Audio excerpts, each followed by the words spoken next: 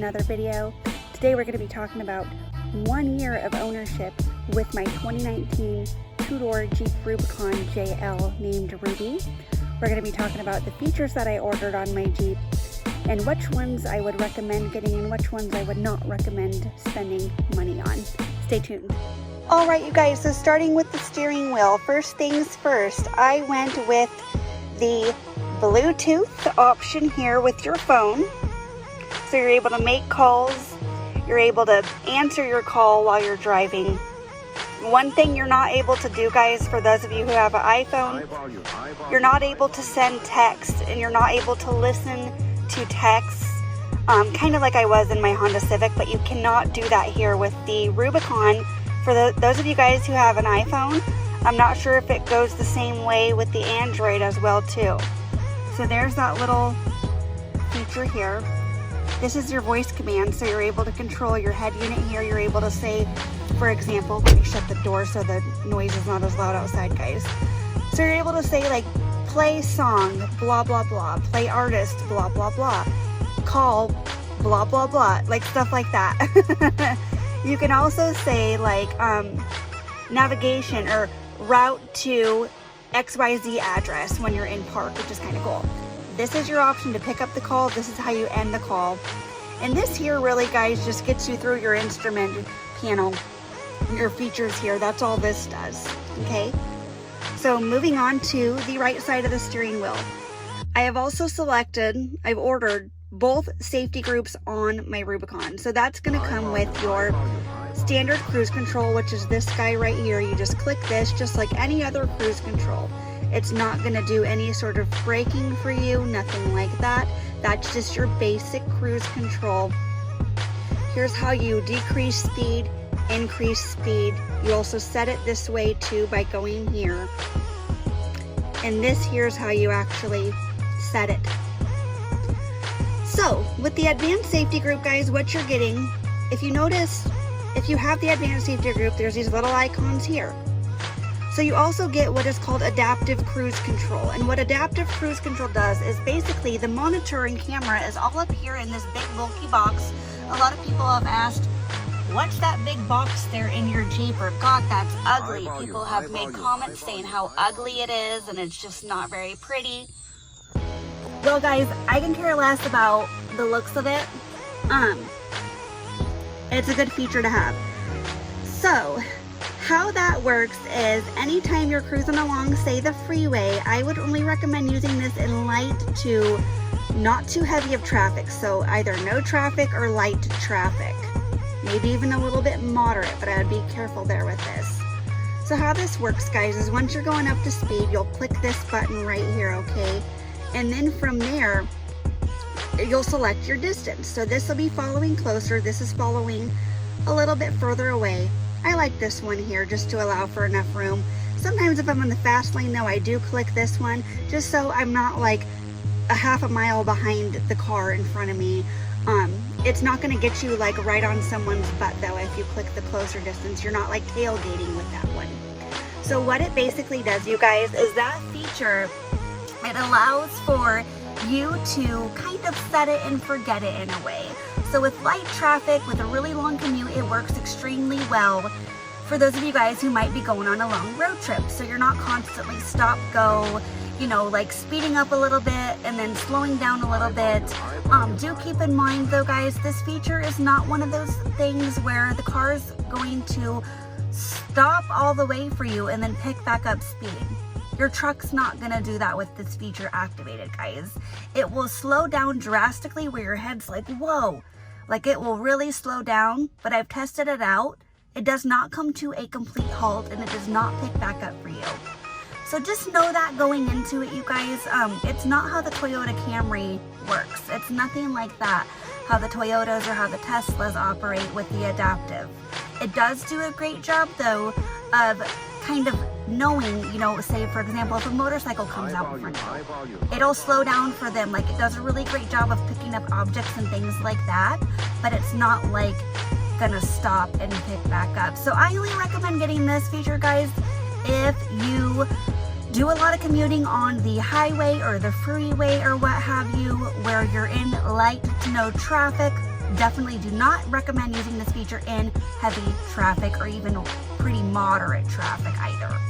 So that's one thing. Along with the advanced safety group, guys, what you also get is you get blind spot monitoring. Now let me come out and show you what it looks like and where it's housed at.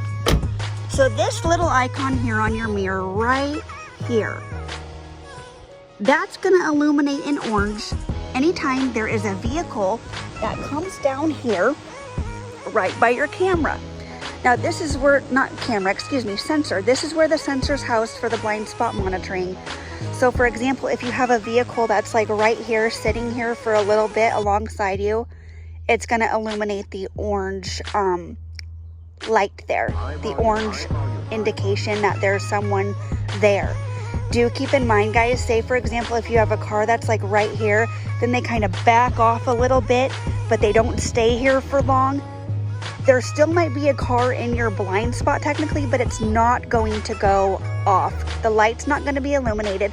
So just for best practice, guys, with driving, I always recommend checking your blind spot still, no matter what, because you cannot be relying on the blind spot monitoring constantly with driving. That's really anyway. I mean, I use it, it's great, but I don't sit there and rely on that 24/7. So that's another feature you get with the advanced safety group, is you get your blind spot monitoring, your adaptive cruise control, along with your forward collision warning. Now there is a nice little setting, guys, that's kind of saved me a couple times though with the Rubicon, especially if there's like a motorcycle up next to me that I can't really see that well if he's in my blind spot. Like in, for example, if he's alongside me and the hardtop might be in the way or something where I can't see him, where I turn my head, I can't see him. There's a feature that I have set on the Rubicon, so anytime if I have my signal on, and if there is someone in the way, it'll go deep, deep. It's like, oh wow, there is somebody right there. I couldn't see him. So that's been wonderful for that aspect, but you just can't rely on it 24/7. So with the forward collision warning, that's the last thing you get with the advanced safety group. What that does is basically anytime, say if someone pulls out in front of you, or if someone slams on their brakes in front of you with no signal, that's happened to me plenty of times, or if someone turns out in front of you with oncoming traffic where they're ready to cause a collision, what the Jeep will do is it will slow way down and it will say beep, beep, beep, beep, beep, and there will be a yellow indicator on here that will say forward collision warning activated. So basically the Jeep will start slowing down, and there will be a warning here, which is pretty nice. Like I said, it's only turned on a couple times for me, but it's definitely very nice to have that. And I always have my eyes on the road, guys. Like, it's mainly me driving in my Jeep, so I'm not with the passenger really, and it's not like I'm ever looking over, like talking like this or lollygagging when I'm driving, like being distracted, checking out scenery and not paying attention. I mean, my eyes are always in front of me on the road to my surroundings, but there's been those couple times where someone's either slammed on their brakes in front of me with no signal and you're not expecting it, and then it's kicked in, or someone's turned out in front of me, almost causing a head-on collision. So it's been great for that. So all in all, guys, I would highly recommend getting the advanced safety group. The only feature on here that I don't really use a whole lot is the adaptive cruise control, which is right here. That one I only recommend, like I said, it comes with the package, but I only recommend it for those of you guys who do a lot of highway commuting, maybe to and from work in lighter traffic. It's definitely nice for that, or those of you folks who do a lot of road trips. All right, so there we have it for those options. Now, moving on, I have the 8.4 touchscreen Uconnect navigation system. Now, with this system, you guys, I mean, it gets you to where you need to go. It really does. So with the navigation system, I got this with the Alpine upgraded sound system, which really bumps. We'll get into that later. I got that with that. That's part of the cold weather package. So I got the 8.4 touchscreen Uconnect system with navigation. I upgraded to that. I also got the cold weather package, which has the Alpine upgraded sound system with upgraded speakers, a sub in the back, cold weather group, which has the heated seats, heated steering wheel, all that good stuff too. But I do want to make a point about the navigation system here, guys. So like I said, navigation system, it does a good job getting you where you need to go if you have no clue where you're going. But I do notice, even with being on the route, like if you have it set for fastest route, there's a way to set it for eco route too, so you're using less fuel to get there. Sometimes the navigation system, you guys, will drive you all over the place. Like it'll have your route be in a big loop-de-loop, and then you're like, wait a minute, this is a really weird way to get there. And what I noticed, I'm gonna open up the door, guys, because I'm roasting in here. It's like 60-something degrees out today and really sunny. Excuse me. But anyways, something that I noticed with the navigation system with the firmware in it is anytime you're driving along a road that might be, for example, northeast 135th, for example, Avenue or something, navigation will read it as, like, it'll say turn right on Nebraska 135th Avenue. It will not read it as turn right on northeast 135th Avenue. It will abbreviate. It thinks northeast is Nebraska. And then it will read the numerical value of the street longhand with the TH longhand too, which I find is so strange, and I hope that Uconnect eventually has an update where that bug will be fixed, because it is extremely annoying. Extremely annoying. So that's something I was not expecting with the navigation system, for it to do that. Otherwise, it's really cool, guys. It's pretty awesome. The system there with that. And then as far as the cold weather group goes, so what the cold weather group, as I mentioned, is your heated steering wheel right here. There's only one setting on this, you guys. Notice that there's only one setting, off or on. It's not like your seat where you have the 3 settings. So you get your heated steering wheel, heated seats, and you also get, with the cold weather group, upgraded sound system, which I love, and remote start, which is right here. So you click this button twice, vehicle starts on its own for you. So a little bit about the heated steering wheel, you guys. I know this is completely normal for the heated steering wheel, but just so you know how I like it, I use this thing every single day. I use the heated steering wheel constantly. Even today when it's 60 degrees out, I'm using it. My hands are usually extremely cold, as well as my feet. So I love my heated steering wheel, and hopefully once I start my infusion therapy here on Thursday, that'll be a little bit better over time with the cold hands and feet and stuff.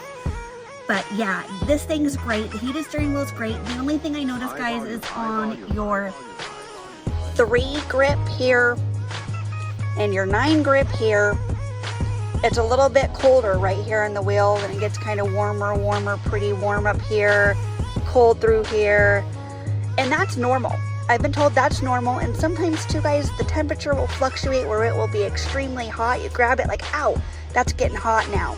Other times it'll be like lukewarm, where you're just feeling around like, oh, that's not warm enough for me. So it definitely varies in temperature. It fluctuates quite a bit. It's not one steady, solid temperature as I was expecting it to be. I've talked to 3 different Jeep dealerships, and they said that's completely normal. So that's a little bit strange to me. Otherwise, I mean, it does a pretty good job, but it's not 100%. So I'm usually driving, this is like my typical grip here, right up in here, around the 10 o'clock grip. So yeah, that's kind of how I just drive, with one hand on the wheel. But it does a good job. Same with the heated seats, guys. I love the heated seats. They get extremely warm. And as you can see, I have the leather. I love my leather. There's been no cracks, no nothing like that after a year of ownership. It's still looking good. Got a little bit of pug hair on it though from Chloe cruising to Nana's house in Petco. But yeah, there's like no cracks. So let me show you guys the driver's seat of how it's been holding up here, just so you can see. This is how this seat's kind of holding up after 1 year of constant use. It's mainly me who drives, so I don't really have any passengers in my vehicle is the thing. So that seat's hardly getting sat in at all. But this one, yeah, you could just see from where I was sitting just now. But it's been holding up really, really well, you guys. I'm really impressed with how good the seats have been holding up. So that's a little bit about the seats. And then as far as the remote start feature goes, you guys, a little bit about that. I have the luxury of parking my Jeep in a garage, which is great, but I would only recommend getting remote start for those of you guys who don't have the luxury of parking in a garage or even like a parking garage. I wouldn't get it if you park in a garage or a parking garage. I've only used my remote start probably about 5 times in the year that I've owned my Rubicon. So I don't really think I would recommend going with that. Or like I said, the advanced cruise control option, or adaptive cruise control, advanced, same thing. I wouldn't recommend really going with that if you guys don't do a lot of commuting on the highway and stuff like that, or freeway with a bunch of traffic or anything. So those are the 2 so far I don't think I would really recommend. They are both part of packages though, is the thing. So they're not like really standalone options. They do come with packages. So it's up to you guys whether you feel like you need the whole package or not. All right, so moving on, guys. Some other things that I got with the Jeep. So far I've talked about the cold weather group, upgraded 8.4, touchscreen navigation. This thing's been great with playing my flash drive constantly. It never lags or anything like that. So moving on, I got the power windows, of course. I have to get those with power locks. It's funny seeing people get in the Jeep because they have no clue how to operate these. They're like, where's the windows? How do I roll this thing down? I'm like, it's over here, guys. So these things have been great. There's been no problems with them. It's only auto down and manual up.